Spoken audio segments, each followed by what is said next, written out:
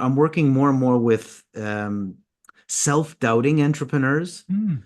who sometimes think they're not good enough. Hmm. So I help them to essentially discover, or let's say get rid of the mindset of uncertainty, Oh. so that Hmm. they can discover how the potential of their mindset of mindset, and Yeah. restore inner worth Yeah. more than anything, because these are some of the factors that affect pretty well every entrepreneur. I think there's every entrepreneur out there at some point or another tends to doubt themselves. Yeah. Wow. And potentially, am I good enough? Am I not good enough? Yeah. And all the Yeah. imposter syndrome starts to kick Yeah. in. Yeah. So I'm really working with that type of mindset so that they can, escape this mindset of uncertainty, because Mm. uncertainty plays a big part as well Yeah. in entrepreneurship.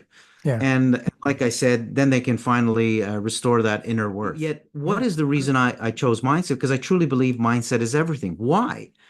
Because how you are thinking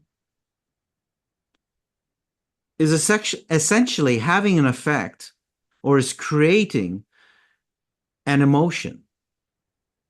And to really simplify things, it's either going to create an emotion that feels good or an emotion that feels bad. Mhm. Now, that emotion that you are creating from your thoughts is going to have an effect now on the actions you're going to take and how you're going to behave. Mm. And then ultimately, those actions, those behaviors are going to have an impact on the results and the experiences that you are having in your life. Mhm. So, very simply put, if you look at your life and there are certain areas of your life that there are some results or some experiences that you're having that you're not entirely happy with, Mm.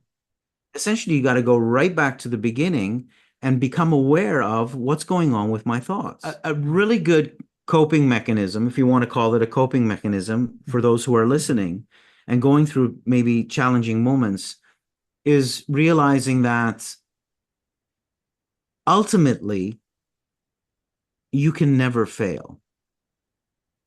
You can never fail. Mm. What do I mean by that? Because again, if I look back at when had to close that shop, for instance, one of the biggest things that was a challenge for me was that I felt like I was failing. Mm.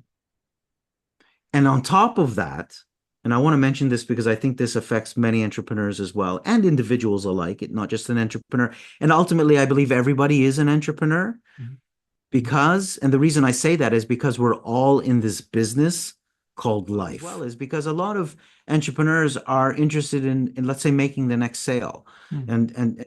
and which is very transactional. Mm. Yet, when you can begin to make it transformational, and you can do that with any business in the sense of how are you treating your clients?